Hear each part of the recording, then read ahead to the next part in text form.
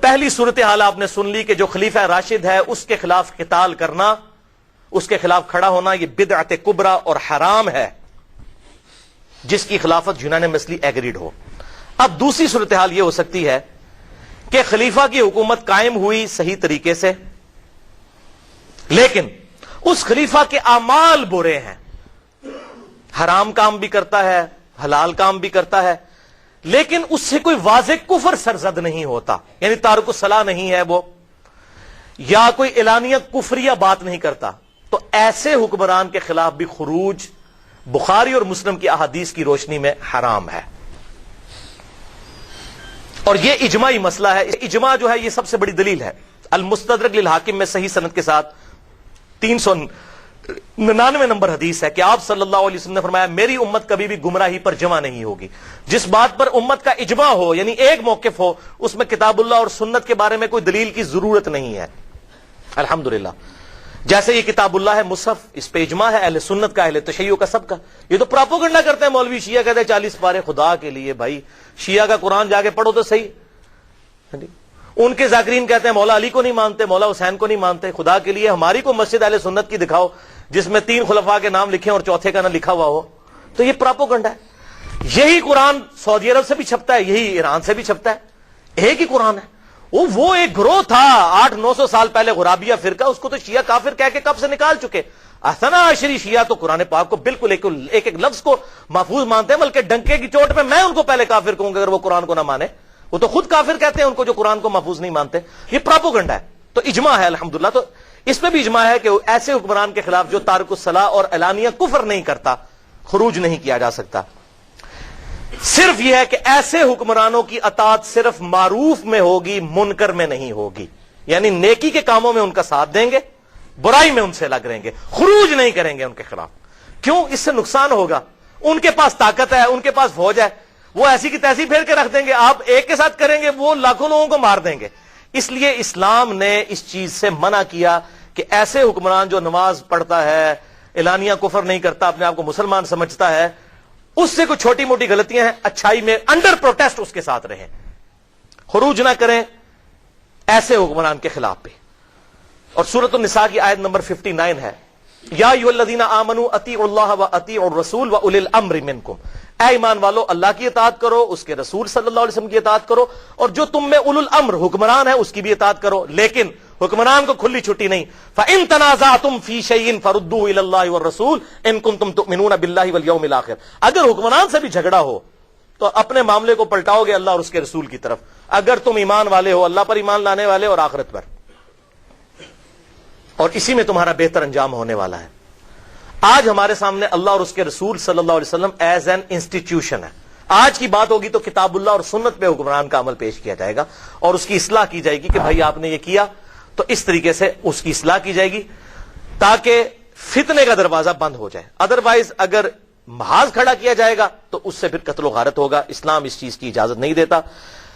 لہذا اس دور میں اس کی نمائندہ مثال حضرت امیر معاویہ رضی اللہ تعالی عنہ کا دور ہے، دور ملوکیت، کہ جس میں کئی کام اسلام کے بالکل خلاف تھے، لیکن اس کیٹیگری میں ابھی تک کوئی ایسی بات نہیں آئی تھی کہ ان کے خلاف خروج جائز ہوتا۔ اب میں صحیح الاسناد حدیث کی روشنی میں اس کو انشاءاللہ کنکلوڈ کروں گا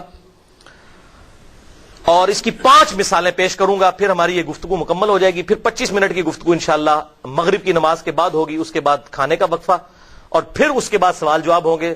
سوال جواب پہلے نہیں ہوں گے، سوال جواب میں صرف وہی بیٹھے گا جس کو شوق ہوگا۔ جب میں اتنی دور سے آیا ہوں 2 گھنٹے کا سفر کر کے، تو جس کو شوق ہے وہ بیٹھے گا، سب کو زبردستی ہم نے نہیں سنوانے۔ تو یہ 5 مثالیں میں بیان کر کے اس کو کنکلوڈ کرتا ہوں کہ اگر حکمران کی خلافت تو قائم ہے لیکن اس کے کچھ اعمال برے بھی ہیں، کچھ اچھے بھی ہیں، تو اس کے ساتھ آپ نے ایٹیچیوڈ کیا رکھنا ہے۔ پہلی مثال صحیح بخاری میں، یہ بڑی کڑوی باتیں اب شروع ہو رہی ہیں، لہذا ایک دفعہ دروشی پڑھ لیں۔ اللہم صلی علی محمد وعلی آل محمد کما صلیت علی ابراہیم وعلی آل ابراہیم انک حمید مجید، اللہم بارک علی محمد وعلی آل محمد کما بارکت علی ابراہیم وعلی آل ابراہیم انک حمید مجید۔ پہلی مثال صحیح بخاری انٹرنیشنل نمبر کے مطابق غزوہ خندق کے چیپٹر میں 4108 نمبر، جس کو میں کڑوی گولی کہتا ہوں۔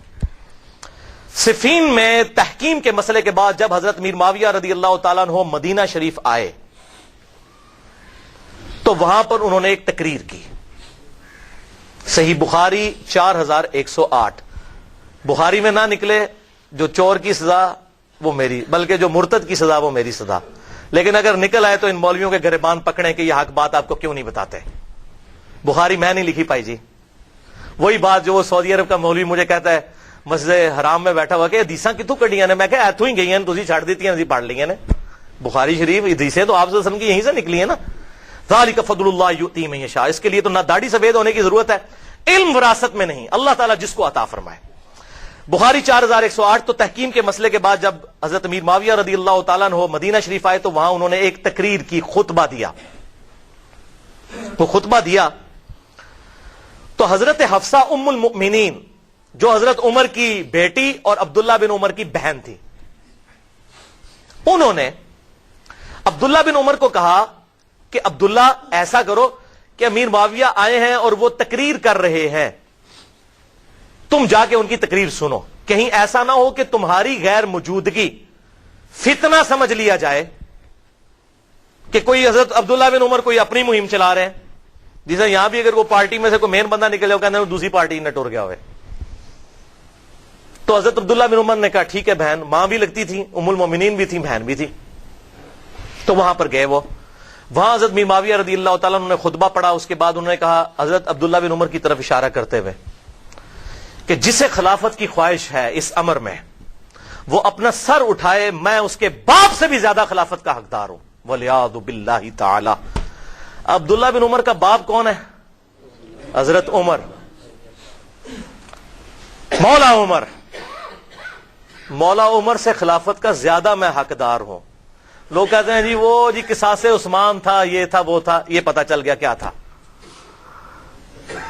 فتح مکہ پر معافی مانگنے والے لوگ کہتے ہیں کہ ہم عمر سے زیادہ خلافت کے حقدار ہیں. وہ عمر جس نے رومن امپائر گرائی یرموک میں اور قادسیہ میں پرشین امپائر، جس کی وجہ سے شام میں بیٹھے ہوئے ہیں آپ، اور آج آپ آ کر کہہ رہے ہیں کہ میں عمر سے زیادہ خلافت کا حقدار ہوں. اصل میں بدلہ اتارا نا، کیونکہ بخاری میں حدیث ہے حضرت عمر نے کہا تھا کہ میں صرف 6 بندوں کو خلافت کا اہل سمجھتا ہوں اپنے بات.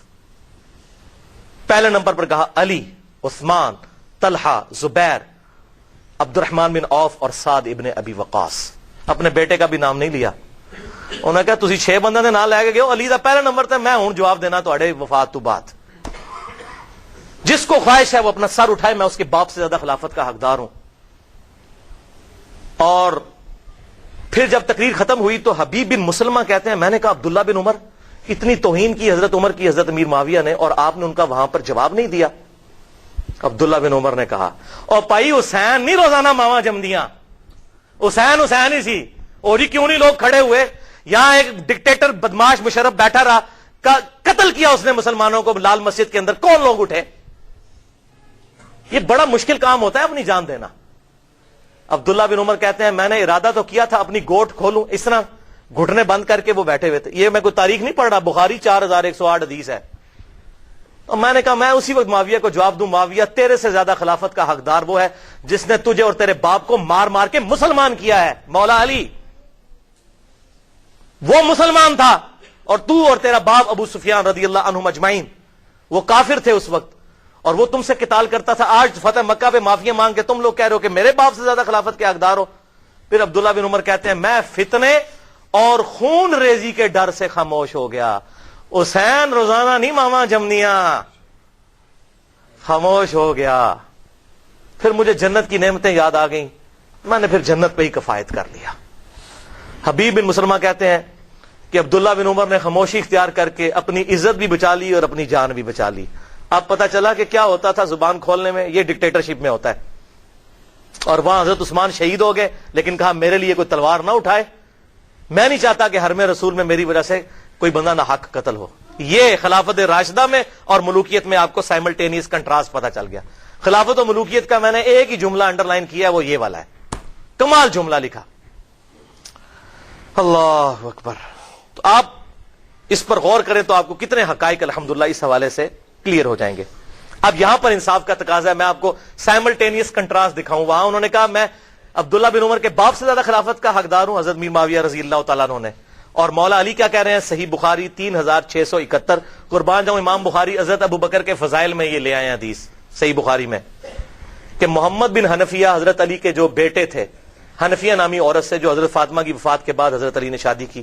یہ اہل سنت اہل تشیع کے ہاں کامن ہے. محمد بن حنفیہ کہتے ہیں میں نے اپنے باپ حضرت علی سے پوچھا بتائیے رسول اللہ کے بعد اس امت میں صلی اللہ علیہ وسلم سب سے افضل کون ہے؟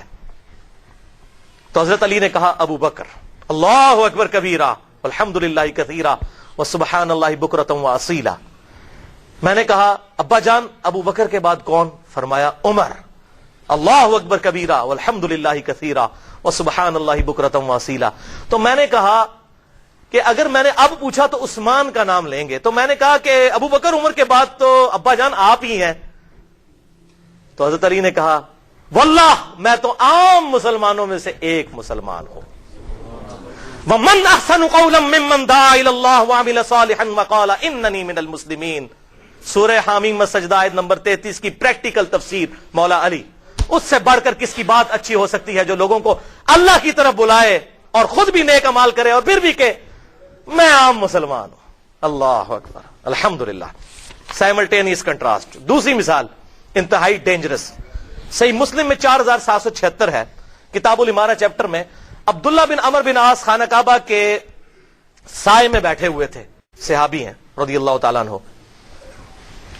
تو وہاں پر ایک تابعی آئے عبد الرحمن بن عبد رب کعبہ، اور وہ آ کر بیٹھ کے عبداللہ بن عمر بن عاص وہاں حدیث بیان کر رہے تھے. انہوں نے وہاں پر اطاعت امیر کے حوالے سے حدیث بیان کی کہ امیر کی اطاعت ضروری ہے، اس کے خلاف نہ ہو اور اس کی اچھی باتوں میں اطاعت، اور یہ اس طریقے سے حدیث جب سنی تو یہی تابعی ہے، انہوں نے کہا عبداللہ بن عمر بن عاص آپ کہہ رہے ہیں حکمران کی اطاعت کرو، یہ کیا حدیث آپ نے خود حضور صلی اللہ علیہ وسلم سے سنی ہے؟ انہوں نے کہا اللہ کی قسم میرے کانوں نے سنا، میرے دل نے محفوظ کیا، میری آنکھوں نے حضور کو دیکھا صلی اللہ علیہ وسلم کہ آپ صلی اللہ علیہ وسلم نے امیر کی اطاعت کا حکم دیا تھا. اب وہ تابعی کہنے لگے عبداللہ بن عمر بن عاص لیکن آپ کے چچا کا لڑکا معاویہ بن ابی سفیان رضی اللہ تعالیٰ عنہ جو اس وقت ہمارے امیر ہیں، وہ تو ہمیں کہتے ہیں ہم لوگوں کو ناحق قتل کریں اور لوگوں کا مال حرام طریقے سے ہڑپ کریں. یہ صحیح مسلم 4776 جس پہ سعودی عرب کا مولوی کانپنے لگ پڑا کہنا ہے کہ تو کٹی جائے. میں کہ تو ہی گئی جے اے حدیث جے صحیح مسلم دی، جبکہ اللہ کہتا ہے آیت پڑھ دی تابعی نے صحابی کے ساتھ، دیکھیں ڈیبیٹ چل رہی ہے، یہ علمی گفتگو ہے. اس نے کہا آپ ہمیں کہہ رہے ہیں امیر کی اطاعت کرو، اور قرآن کہتا ہے سورہ نساء آیت نمبر 29 پڑھی اس نے یا ایھا الذین آمنوا لا تأکلوا اموالکم بینکم بالباطل. اے ایمان والو باطل طریقے سے مال نہ ایک دوسرے کا ہڑپ کرو. اور پھر آگے چلتا ہے ولا تقتلوا انفسکم، اور ایک دوسرے کو آپس میں قتل مت کرو. اور آپ کا چچا کا لڑکا معاویہ ہمیں کہتا ہے لوگوں کو ناحق طریقے سے قتل کریں اور ان کا مال ہڑپ کریں. ہم کدھر جائیں؟ عبداللہ بن عمر بن عاص خاموش ہو گئے. تھوڑی دیر بعد سر اٹھایا اور کہا کہ معاویہ کی اطاعت کرو اللہ کی اطاعت کے اندر، اور معاویہ کی نافرمانی کرو جب وہ اللہ کے خلاف تمہیں بات بتائے. یہ وہ بات ہے. یہ ہم کہتے ہیں حکمرانوں کے خلاف اس طریقے سے ایٹیچیوڈ ہونا چاہیے کہ اگر وہ کفر کریں اعلانیہ پھر معاملہ الگ ہے. اور بخاری اور مسلم کی متفق حدیث ہے حضرت علی سے کہ حضور صلی اللہ علیہ وسلم نے فرمایا کہ حکمران کی اطاعت امیر کی اطاعت صرف معروف میں ہے، بھلائی کے کاموں میں. اگر وہ برائی کے کاموں میں کہتا ہے اس میں کوئی اطاعت نہیں. اللہ کی نافرمانی میں اپنے امیر کی اطاعت نہیں کر سکتے. اللہ اکبر کبیرہ. اسی طریقے سے بخاری اور مسلم میں ایک حدیث آتی ہے کہ ایک صحابی کو حضور صلی اللہ علیہ وسلم نے کہیں پر امیر بنا کر بھیجا، تو ان کے ساتھ باقی اصحاب بھی تھے. اس نے وہاں پر لکڑیاں اکٹھی کی، ان کو آگ لگائی اور کہا اس میں چھلانگ لگاؤ، میں تمہارا امیر ہوں، میری